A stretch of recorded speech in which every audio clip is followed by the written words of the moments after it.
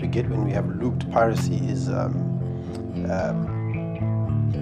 pirates basically pick up a legitimate DSTV decoder or any pay TV systems decoder, and they basically cable that decoder to various homes, and they charge a fee to those various houses, obviously promising them that they'll get all the access to all these services.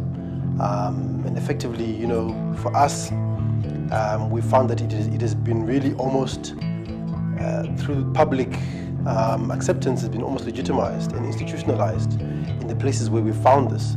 And the sad thing is that a lot of people don't know that the service that they're getting in this looped piracy is actually illegal.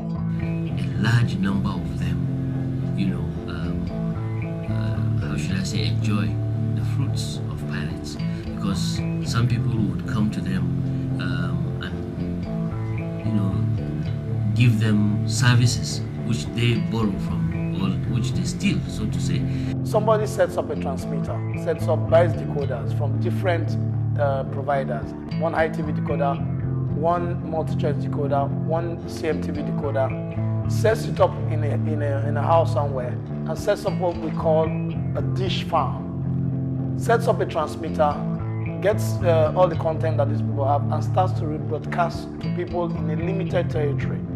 If you take a lot of the barracks in this country, be they military barracks, be they police barracks, if you take the housing estates in this country.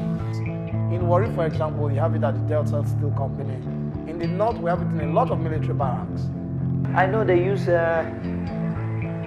this cable running through NEPA poles. They use NEPA poles as their connecting point, because if they want to link one street to another, definitely because they don't have their own poles standing out there, they use the NEPA poles to get connected to another street or other premises.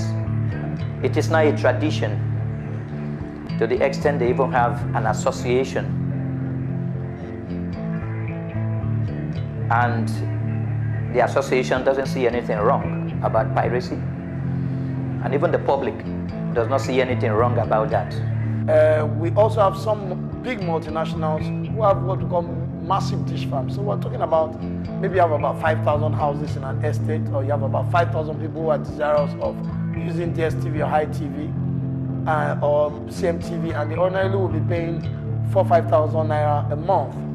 But because the person is pirating and carries no cost, he retransmits to these people using a basic antenna that is tuned to the frequency that is knocked up from his transmitter, and they pay him maybe 800 naira a month. Now, don't forget, the broadcast houses have to pay for the content, have to place the content on their platforms, have to carry the content on the platform, have to pay for transponder time on the satellites, and all kinds. Then they have all kinds of human resource problems that they must encounter, pay salaries and all that.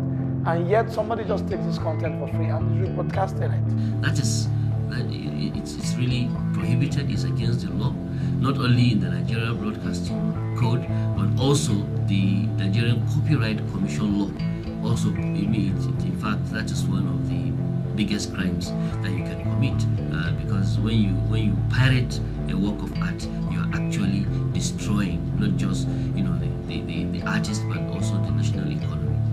It has eaten so deep into our system here, and even the police barrack, you go in there and see wires flying from one door to another. So it has come to stay. If those that will enforce the law are part of piracy, then it has come to stay. The biggest problem that we face is complicity. Complicity by individuals who would rather pay pittance to get those services than to go to the legally registered and licensed service providers to get those things. So this is part of the problem. And unless people are willing and ready to operate and work with the Commission and the NCC, Copyright Commission, it's going to be very difficult.